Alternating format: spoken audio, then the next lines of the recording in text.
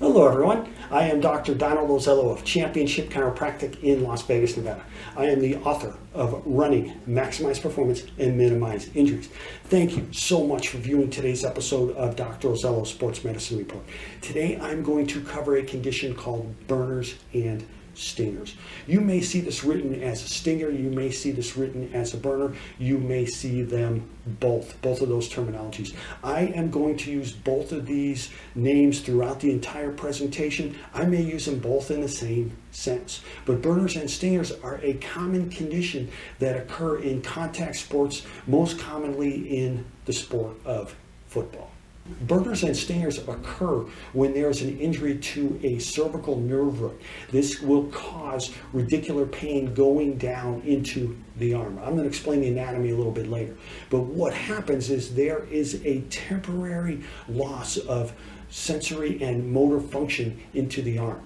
The symptoms are what we call radicular symptoms. These symptoms include sharp shooting shock-like pain or an intense burning pain or an intense stinging pain. So that's where the name burners and stingers comes from.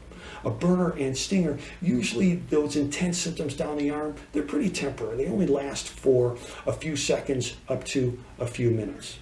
If you suffer a burner or a stinger, it is highly recommended that you see a medical professional. I am a doctor of chiropractic. I have treated people who have suffered burners and stingers in different types of sports. I actually suffered one myself when I was a high school student athlete. But burners and stingers, please do yourself a favor and see a medical professional. See a doctor of chiropractic or see another type of medical professional who specializes in sports medicine. Get this condition checked out. Please do not try to self-diagnose yourself. Please do not try to rehabilitate yourself. You want to make sure that you get the proper diagnosis. There can be an underlying pathology that is more serious than the burner or stinger. It can be something like a space-occupying lesion. There can be a fracture. There can be a dislocation. So please get your proper evaluation, get your proper diagnosis, and that will help to set you off on your correct treatment recommendations, on your correct path to rehabilitation. The neck is named the cervical spine in medical terminology. The cervical spine contains 7 vertebrae and 8 nerve roots. The cervical nerve roots branch off the spinal cord and travel between each of the individual vertebrae. Starting from the top is C1, and then C8 is between cervical vertebrae C7 and the first thoracic vertebrae T1. The area that it goes through is called the neural foramina. The neural foramina are larger in the upper part of the neck and become narrower as we go inferior. So the smallest one is between C7 and T1. There are 3 main mechanisms of injury when we talk about burners or stingers. The first one is a cervical hyperextension. Like I said, the cervical spine is the medical terminology for the neck. Cervical extension is when we bend the neck backwards. Hyperextension means that it is bending too much. Usually we are not controlling that motion, and when there's hyperextension, it closes down on the neural foramina, so it causes compression on the cervical nerve root. The second one is a traction or a stretch of the cervical nerve root or the brachial plexus, and this occurs in most cases when the head and the neck are moved to the opposite side very violently. So say the injury occurs on the left-hand side, the head and neck are moved to the right-hand side, and it causes the stretch injury of the cervical nerve root or of the brachial plexus. And the third one is a direct impact to the brachial plexus. If you sustain a burner or a stinger, do yourself a big favor and seek professional care. Like I stated earlier, do not try to self-diagnose yourself. This is not an injury to brag about to your friends or your teammates and saying, hey, I got a burner or a stinger. Yeah, it's not a rite of passage. It's not something that's cool. It can be a serious injury. You may not feel the radicular symptoms, the burning and the stinging pain down the arm, but there can still be issues that are occurring at the source of this injury. Because remember, the source is in the cervical spine or in the brachial plexus, but the symptoms are felt all the way down. So you want to eliminate the source of these symptoms. As a doctor of chiropractic, this is a condition that I have seen in my office. You want to make sure that the cervical spine and the cervical nerve roots are working the way that they should. There is no compression on those nerve roots. You want to make sure that there is not a fracture or dislocation in that area. As a doctor of chiropractic, the main thing that I do is called the chiropractic adjustment. This helps to restore proper skeletal motion. When we do that, it helps to optimize nerve flow. So this will help a great deal in this condition, obviously, because you're going to get proper skeletal motion in the cervical spine, probably throughout the entire upper extremity also, and that's going to help to optimize the nerve flow from the cervical spine going all the way down the extremity and coming back. So please do not hesitate. See a doctor of chiropractic if you suffer a burner or a stinger. Once you have gotten your proper diagnosis, once you have seen a doctor of chiropractic and gotten your evaluation and your diagnosis, then you can start on your rehabilitation, on your self-care.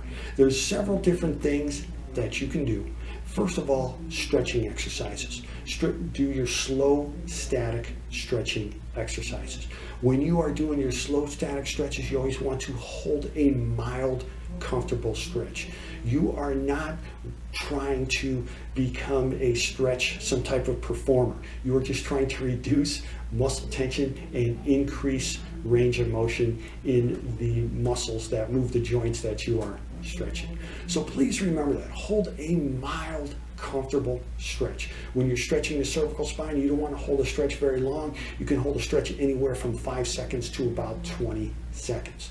You want to make sure that none of the stretches elicit any type of pain or symptoms, or if they are intensifying your current symptoms, or if they evoke those symptoms, if they bring back the intense symptoms, even if those symptoms may not be as intense as what you first felt when the injury occurred, you want to avoid that stretch, or you want to modify that stretch so that you are doing it very mildly so that you are not causing pain or symptoms. You should never have any symptoms that are evoked or intensified when you are performing stretching. Not only in your chief complaint, if you suffered the burner and the stinger, but any place else. You want to make sure that your stretching is effective and that it's beneficial and that it is not causing pain or symptoms. And then once you progress with that, you can also do range of motion exercises, and you can do nerve slide exercises depending on which nerve was affected. Nerve slide exercises are non-exertion, slow precision motion exercises that you can perform to allow that proper motion of the nerve between the muscles. So nerve slides, you can also start doing those. Those are great motions to perform. You can do self-massage. Always want to use very, very mild pressure. You don't want to overdo it. You're just trying to break up the muscle tension, reduce the muscle tension in the muscles that are tight.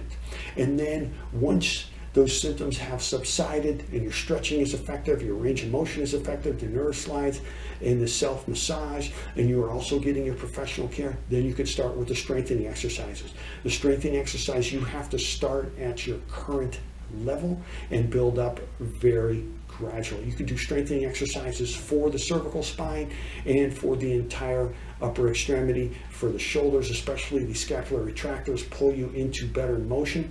Any exercise that's going to help to strengthen the upper body will be effective in your recovery. You want to make sure that you're doing all your exercises correctly. And like when I spoke about the stretches, no exercise that you're performing should bring on the symptoms or should intensify any type of symptoms.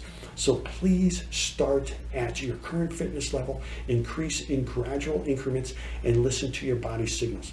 If an exercise evokes symptoms or intensifies symptoms, then you want to go ahead and stop that exercise or modify that exercise so that it is not evoking those symptoms, eliciting your symptoms, or intensifying your symptoms. Thank you for viewing today's episode of Dr. Ozello's Sports Medicine Report, where I covered burners and stingers. I am Dr. Donald Ozello of Championship Chiropractic in Las Vegas, Nevada. I am the author of Running, Maximize Performance, and Minimize Injuries. Please feel free to visit my website, championshipchiropractic.com, where you can get additional information on the book, and you can connect with me on other social media platforms. If you have suggestions, questions, or feedback about this video, please leave them in the comments section below. Please feel free to like this video. Also, please subscribe to my YouTube page, Dr. Donald A. Ozello, DC. I have 2 weekly shows. One is called 2 Minutes of Anatomy, and the other one is the one you're watching, Dr. Ozello's Sports Medicine Report. Please, like I said, if you have suggestions, feedback, or questions, leave them in the comments section below, and I will get back to you as quickly as I can. And always remember, train hard, train smart, utilize nutritional strategies that work for you, stay injury-free, and accomplish your goals.